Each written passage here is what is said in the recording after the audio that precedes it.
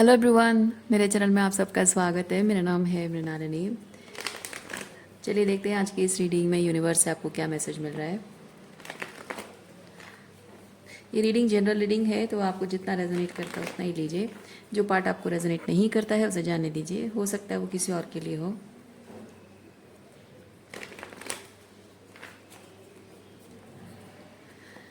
और gender specific messages नहीं है, टाइमलेस रीडिंग्स हैं, तो आपको जब भी रेजोनेट करता है आप एनर्जी को क्लेम कर सकते हैं। रेजोनेंस के हिसाब से जेंडर स्विच कर सकते हैं। और अगर आपको लगता है कि आपकी एनर्जी नहीं है, किसी पर्सन से डील करते हैं उनकी एनर्जी है, तो आप अकॉर्डिंगली रोल रिवर्स भी कर सकते हैं।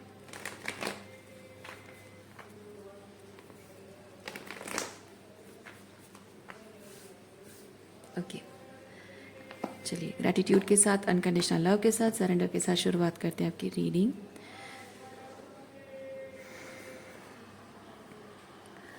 थ्री ऑफ वॉन्ड्स,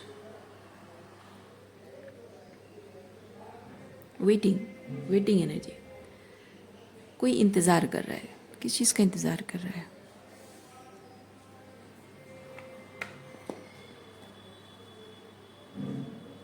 एक रिश्ता जो टूट गया था, उस रिश्ते को अभी तक वो लेट गो नहीं कर पाया है, और वो चाहता है कि उसने कोशिश बहुत की है, उस इंसान ने। शायद ये उसकी एनर्जी है जिससे आप डील कर रहे हैं या कर रहे थे। आपका कोई एक्स हो सकता है। वो चाहता बहुत था, बहुत कोशिश की उसने कि वो आपको भूल जाए, लेकिन वो आपको भुला नहीं पाया है। और जब उसने आपके प्रति सारे दरवाजे बंद कर दिए थे, आज वो वेटिंग की नहीं, मैं एक्चुअली बोलने वाली थी कि आज उसने दिल के दरवाजे खोले नहीं, उसने अभी तक दिल के दरवाजे खोले नहीं है। वो अभी भी बहुत ही नेगेटिव एनर्जी में है, ये कार्ड मुझे वो चीज़ बता रहा है। लेकिन फिर भी वो चाहता है कि आप उसकी ज़िंदगी में वापस आ जाओ।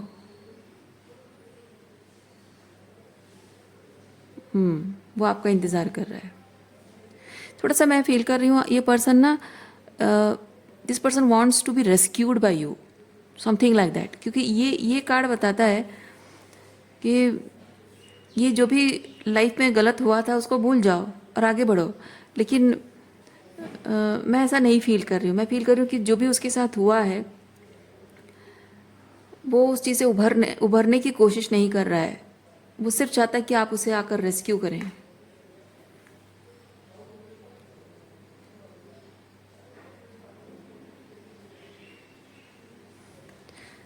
उसकी जो भी टॉक्सिक सिचुएशन है, जो भी प्रॉब्लमेटिक सिचुएशन उसकी लाइफ की है, वो उसे अभी भी डील करना चाहता है। उसको ठीक करने के रास्ते अभी भी ढूंढ रहा है। वो ये एक्सेप्ट करने को राज़ी नहीं है कि जो टॉक्सिक सिचुएशन है उसे पूरी तरह से लेट गो करना चाहिए। वो अभी भी वहीं बैठकर अपना दुखड़ा रोना रो रहा है, उसे ठीक करने के रास्ते ढूंढ रहा है, पर वो आपका इंतज़ार भी कर रहा है कि आप आओगे और उसको रेस्क्यू करोगे। यूनिवर्स इस इंसान को एक ब्रांड न्यू ऑफर दे रहा है कि अगर वो आपके साथ रिलेशनशिप चाहता है तो उसे अपने पास्ट सिचुएशन को सब कुछ पीछे छोड़ना पड़ेगा, पूरी तरह से ऐसे रिलीज़ करना पड़ेगा जैसे वो था ही नहीं। उससे लेसन्स को याद रखना है, अपने आप पर काम करना है, और आपके रिलेशनशिप के लिए जो भी उसको एफर्ट्स करने की ज़रूरत है 100% एफर्ट्स देना है। तो ये ब्रांड न्यू ऑफर यूनिवर्स ने उसको दिया है। लेकिन वो अपने पास्ट और आपके बीच में कैओस क्रिएट करने की कोशिश मतलब वो कैओस में वो वहाँ से बाहर निकलना नहीं चाहता है। बेसिकली उसको लगता है कि मैं नहीं ये कर सकता हूँ, मुझे तुम्हारी भी ज़रूरत है और मैं अपना पास्ट सिचुएशन भी नहीं छोड़ सकता हूँ, मेरी मजबूरी है। तो बेसिकली वो कैओस चाहता है, मतलब कैओस चाहता है नहीं कह सकते हैं, वो कैओटिक सिचुएशन में ही उसको लगता है कि इसके अलावा और कोई रास्ता नहीं है। उसको सुकून चाहिए, लेकिन कैओस के अंदर ही सुकून चाहिए।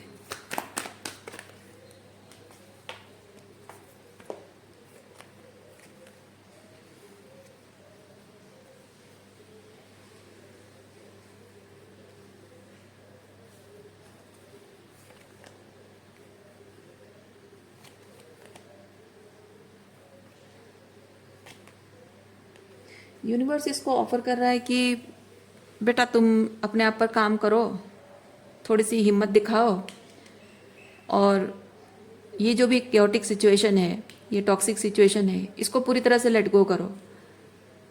बोल दो अपनी बात कि नहीं ये ख़त्म है, ये और मुझसे नहीं होगा, मैं इसको हैंडल नहीं कर सकता हूँ, और इसको ख़त्म कर दो।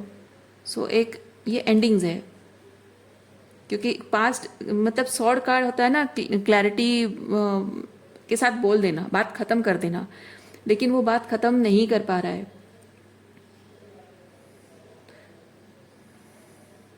क्योंकि ये इंसान जिम्मेदारियों जो जो ये टॉक्सिक सिचुएशन के प्रति उसकी जिम्मेदारी है ना, ये देखिए टॉक्सिक सिचुएशन के प्रति जो जिम्मेदारी है उसके साथ कमिटेड रहना, उसी से ही वो अपने आप को आइडेंटिफाई करता है।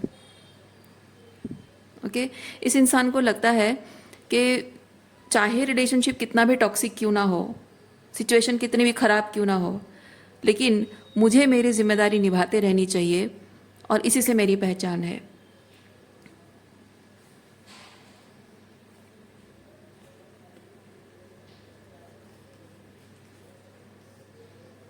थोड़ा सा ईगोइक अटैचमेंट इस टॉक्सिक सिचुएशन के प्रति उसका है, क्योंकि वो अपनी वर्थ शायद उसी से समझता है, अपने आप को उसी से आइडेंटिफाई करता है।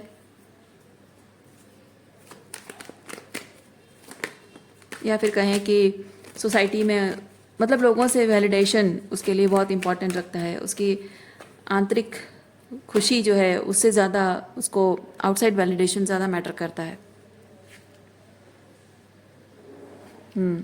देखिए दिल चाहे कितना भी उसका दुख रहा हो, कितनी भी तकलीफ क्यों ना हो, वो अपने फीलिंग्स को नम कर सकता है इस सिचुएशन को कमिट करने के लिए, क्योंकि लोग क्या सोचेंगे, लोग क्या सोचेंगे, क्योंकि यहाँ डिस्कार्ड करना है, ठीक है, डिस्कार्ड करना।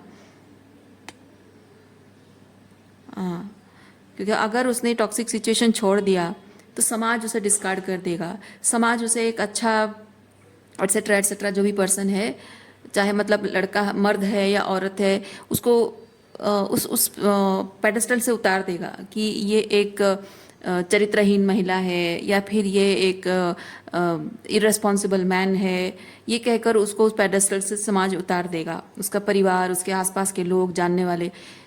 तो इसी चीज़ की वजह से वो अपनी भावनाओं को नम करके इस सिचुएशन को कमिट करते रहना ज़्यादा अच्छा, ज़्यादा समझदारी समझता है। Excuse me. चलिए देखते हैं क्या मैसेज आपके लिए।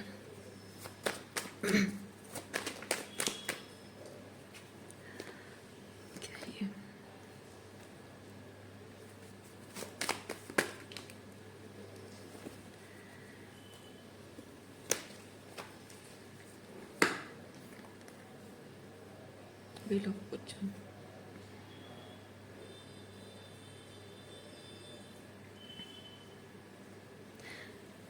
इसको लगता है कि दो चीज़ें हैं, आप दोनों के बीच में थोड़ी सी दूरी है, शायद आपने ऑलरेडी एक क्योटिक सिचुएशन में वो है, इसलिए आप उसमें एक्सेप्टेड नहीं हैं या फिट नहीं हो सकते हैं, या आपके साथ रेजोनेंस नहीं है, इसीलिए शायद आपने उसे छोड़ दिया है या उसे डिस्टेंट हो गए हैं। लेकिन पहली चीज़ ये है, जिसमें मैंने कहा दो चीज़ें हैं, पहला चीज़ ये है कि ये इंतज़ार कर रहा है कि कब आप उस इरादे को तोड़ दें, कब आप गिव अप कर देंगे, और कभी ना कभी, इट्स मैटर ऑफ टाइम, कभी ना कभी आप वापस आ जाएंगे। वो इस चीज़ का इंतज़ार कर रहा है। और दूसरा कि उसकी जो टॉक्सिक सिचुएशन है वो कभी ना कभी सही हो जाएगी, उसका भी इंतज़ार कर रहा है।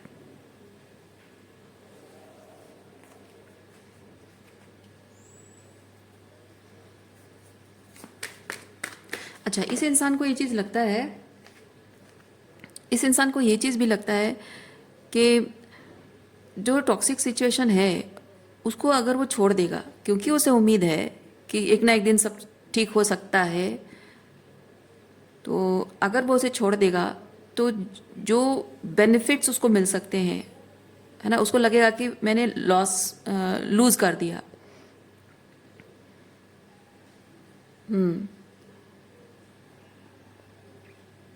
बहुत उम्मीद है उसे, सब कुछ अगर ठीक हो जाए, मैंने ठीक हो जाने के चांसेस होंगे, और मैंने अगर छोड़ दिया तो I will lose everything. Loser जैसा फील होगा, फेलियर जैसा होगा, या फिर कहें कि घाटे में हूँ जैसा, घाटे का सौदा हो गया, ये डिसीजन घाटे का सौदा हो गया, ऐसा उसको लगता है।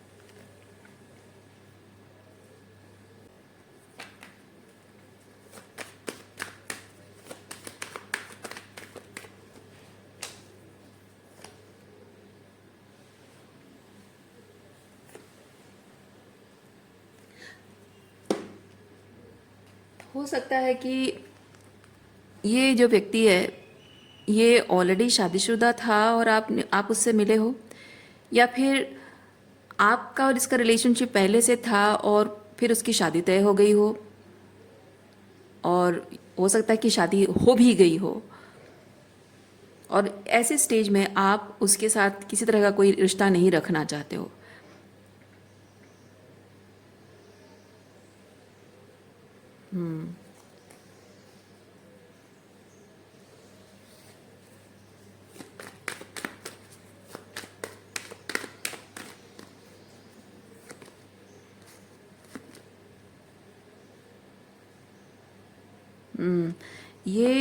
ये पर्सन आपको एम्प्रेस नहीं, एक फेक एम्प्रेस बना के रखना चाहता है, क्योंकि ये होता है वाइफ।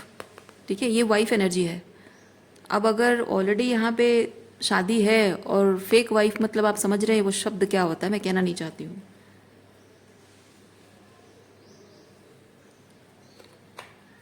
और आप दो you are empress, okay let me show the card properly, though you are an empress, ज़रूरी नहीं कि आप एक मेल फीमेल ही हूँ, आप एक मेल भी हो सकते हैं, और ये व्यक्ति जो है ये एक फीमेल भी हो सकती है, और आप एक फीमेल हो सकते हैं, वो एक मेल भी हो सकता है, जैसे आपको रेजोनेट करता है।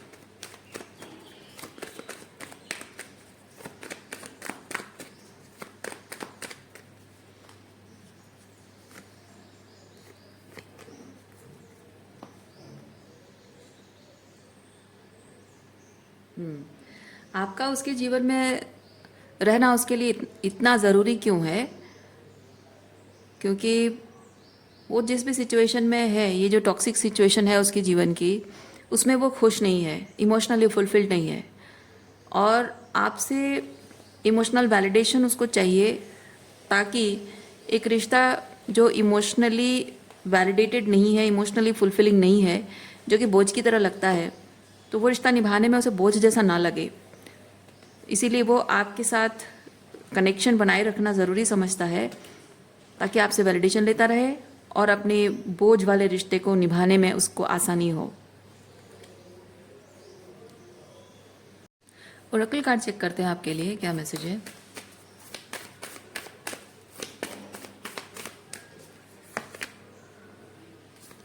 लेडीज,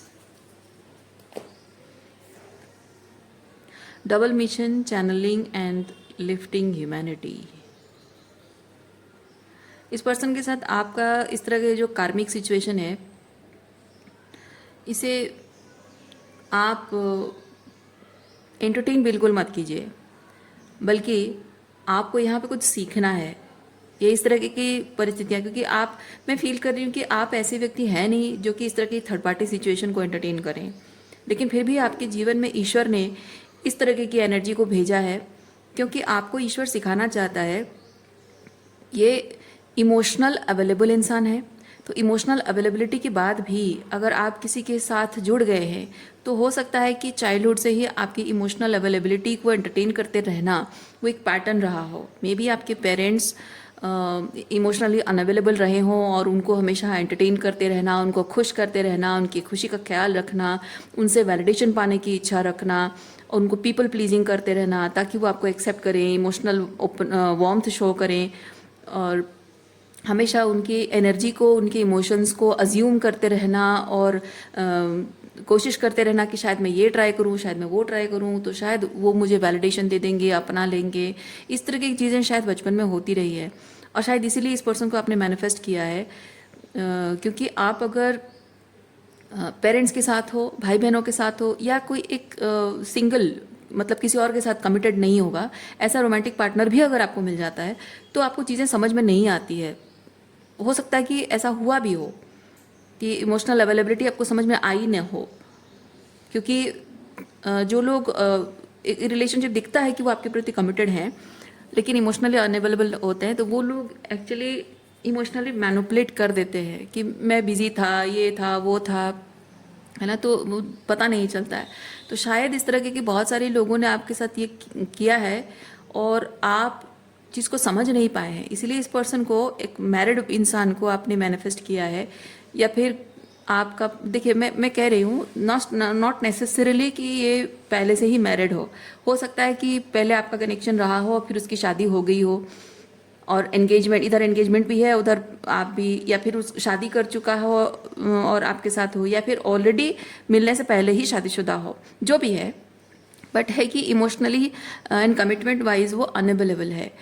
तो वो एक पैटर्न जो है वो आपको ईश्वर समझाना चाहते हैं, इसके माध्यम से शायद आप समझ पाओगे, इसीलिए इस तरह की सिचुएशन आपने मैनिफेस्ट की है।